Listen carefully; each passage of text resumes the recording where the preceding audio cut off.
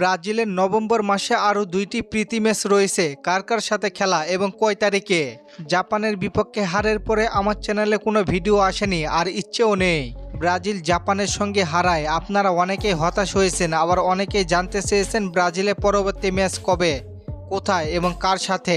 Carlo Ancelotti প্রথম match জিতে তার পরবর্তী ম্যাচগুলো হারে কেন? আসলে এখানে কোচদের কোনো দোষ নেই, মাস্টার মাইন্ডকে সত্যি সেলুট দিতে হয়। ফ্রেন্ডলি ম্যাচে লর্ডদের মাঠে নামিয়ে তিনি যেন এক নিখুঁত পরিকল্পনার বিশ্বকাপ স্কোয়াড গঠনের সূচনা করে দিলেন।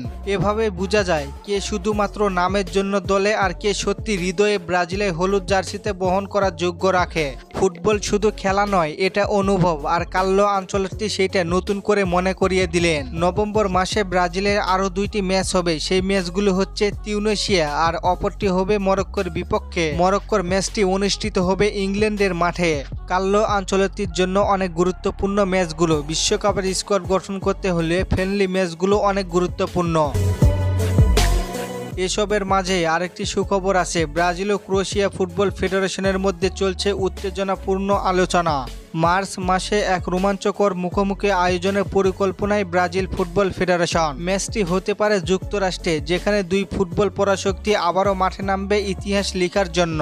ব্রাজিলিয়ানদের হৃদয়ে আবারও জ্বলে উঠবে সাম্বার আগুন। আর আপনারা কি জানেন নেইমারকে ছাড়াই বিশ্বকাপ খেলতে পারে ব্রাজিল? কার্লো আনচেলত্তি ব্রাজিলে পা রাখার পরে একটু থমকে যান। এখনও নেইমারকে ঘিরে যে কতটা আলোচনা, কতটা ভালোবাসা আর কতটা বিতর্ক তা যেন তিনি পরিকল্পনাও করেননি। কিন্তু সিবিএফের কোচিং স্টাফদের মুখে এখন এক অদ্ভুত শান্ত ভাব। তারা জানেন সময় বদলে গিয়েছে। এক সময় নেইমার ছিলেন ব্রাজিলের সর্বশ্রেষ্ঠ খেলোয়াড়, কিন্তু এখন যত সময় ঘনিয়ে আসছে নেইমার যেন তত দূরে সরে যাচ্ছে। নেইমার যদি ফিরেও আসেন তা অবশ্যই সৌভাগ্যের মতো এক ঘটনা হবে, কিন্তু আগের মতো আর কেউ তার কাঁধে পুরো দলের আশা ঝুলিয়ে দিতে চায় না। ব্রাজিল এখন নতুন প্রজন্মের হাতে, নতুন আলোয়, নতুন স্বপ্নে বাঁচতে চায় সেলেসাওরা। কি বুঝলেন তাহলে আপনারা? নেইমারকে নিয়ে এখন আর ভাবছে না সিবিএফ এবং কার্লো আনচেলত্তি। সময় বলে দিবে দলে থাকবে কিনা। আপনার কি মনে হয় ব্রাজিল কি পারবে পরবর্তী 2 ম্যাচ জিততে? জানিয়ে দিন কমেন্ট করে। আর ফুটবলকে নিয়ে নতুন কোনো প্রশ্ন থাকলে করতে পারেন, পরবর্তী ভিডিওতে রিপ্লাই করব। ধন্যবাদ।